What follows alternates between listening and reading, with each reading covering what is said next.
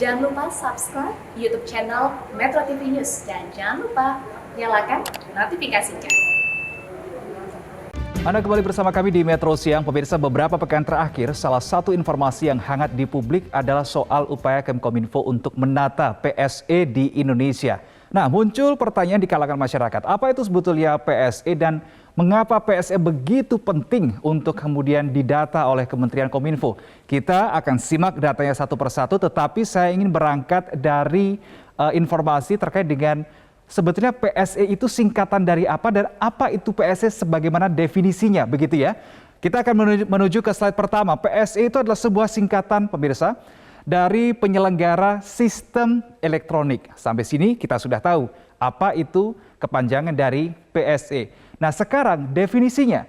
Definisi dari PSE atau penyelenggara sistem elektronik adalah setiap orang, penyelenggara negara, badan usaha, kemudian masyarakat yang menyediakan, mengelola dan atau mengoperasikan sistem elektronik secara sendiri-sendiri maupun bersama-sama kepada pengguna sistem elektronik lainnya untuk keperluan dirinya dan atau keperluan pihak lainnya.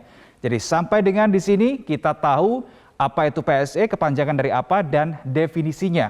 Berikutnya saya ingin mengajak Anda untuk mengetahui beberapa jenis PSE atau setidaknya ada 2 jenis PSE. Kita akan menuju ke slide berikutnya. Beberapa jenis PSE ini diatur dalam Peraturan Pemerintah Nomor 71 Tahun 2019 tentang penyelenggaraan sistem dan transaksi elektronik. Ini berarti tidak terlalu lama, baru 3 tahun yang lalu. Dan ini diatur ada 2, yaitu PSE publik dan PSE privat. Nah, kalau PSE publik itu berarti ini diselenggarakan oleh instansi penyelenggara negara atau instansi lain yang ditunjuk oleh penyelenggara negara. Sedangkan untuk PSE privat ini di luar dari penyelenggara negara, misalnya ada orang, badan usaha atau bahkan masyarakat. Nah, beberapa waktu lalu pemirsa di pemberitaan nasional Indonesia ini sempat diwarnai dengan pemblokiran PSE. Kita akan melihat beberapa aplikasi atau beberapa PSE yang diblokir secara tegas oleh Kementerian Kominfo.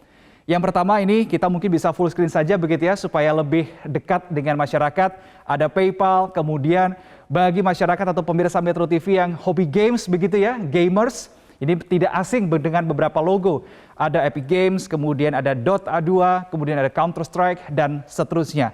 Ini yang sempat diblokir oleh Kominfo, tetapi yang kami lihat di sebuah laman yang disediakan oleh Kominfo ini, nama-nama PSE ini sudah tidak lagi masuk dalam daftar yang diblokir oleh Kominfo.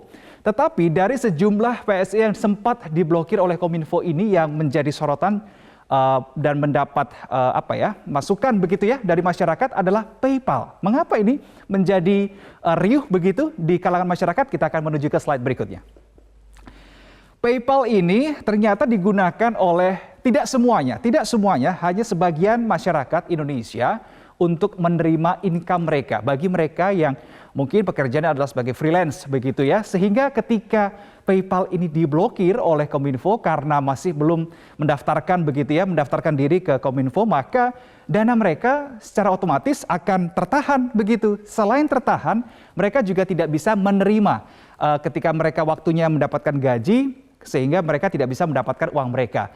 Nah, merespon suara-suara dari masyarakat inilah kemudian Kemkominfo mengambil langkah lanjutan dengan membuka blokir secara sementara selama 5 hari kerja. Ini terhitung dari tanggal 1 sampai dengan tanggal 5 Agustus 2022 atau hari ini. Kemudian warga pun diminta untuk memindahkan dananya. Tetapi sekali lagi pemirsa, kalau kami pantau PayPal ini menjadi salah satu PSE yang sudah mendaftarkan kepada PSE di Kominfo, dan apakah nanti ini akan secara terbuka, secara otomatis di hari keesok, nanti kita akan bahas di kesempatan berikutnya. Kemudian kalau kami pantau juga di PSE asing atau PSE domestik begitu, ini masih ada sebenarnya sejumlah PSE yang diblokir. Kita akan menuju ke slide berikutnya. Saya mengakses pse.kominfo.go.id/home. Kemudian di situ kita bisa melihat PSE asing dan PSE domestik. Kita bisa juga melihat PSE yang masih diblokir itu berapa? Nah, saya dalami, saya lihat datanya, untuk PSE domestik masih ada sejumlah 50 PSE domestik yang terblokir, begitu ya. Sedangkan untuk PSE asing ini sebanyak 17. Nah, kotak berwarna merah ini pemirsa, sengaja saya tempel, sengaja saya tampilkan di sini, supaya Anda tahu dan melihat bagaimana tampilan dari website yang diblokir oleh Kominfo. Saya mencoba membuka salah satu website begitu yang tertera di PSE domestik yang masih terblokir dan inilah tampilannya. Jadi betul-betul tidak bisa diakses. Berikutnya pemirsa, beberapa contoh begitu ya PSE asing yang masih terblokir sampai dengan saat ini seperti Top Fun, kemudian Domino QQ, Ludo Dream, kemudian untuk PSE domestik itu ada Poker Texas, kemudian pokerpro.id. Kalau untuk PSE domestik dari namanya saja, ini ditengarai, diduga kuat ini adalah untuk perjudian. Nah, menjawab pertanyaan saya di awal, apa sebetulnya menjadi tujuan utama digelarnya atau diwajibkannya para PSE ini untuk mendaftarkan ke Kominfo?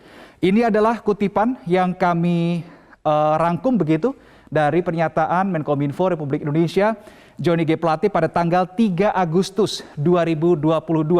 Kita full screen saja supaya masyarakat juga bisa membaca dengan jelas. Kewajiban pendaftaran ini salah satu bentuk peningkatan akuntabilitas PSE di Indonesia.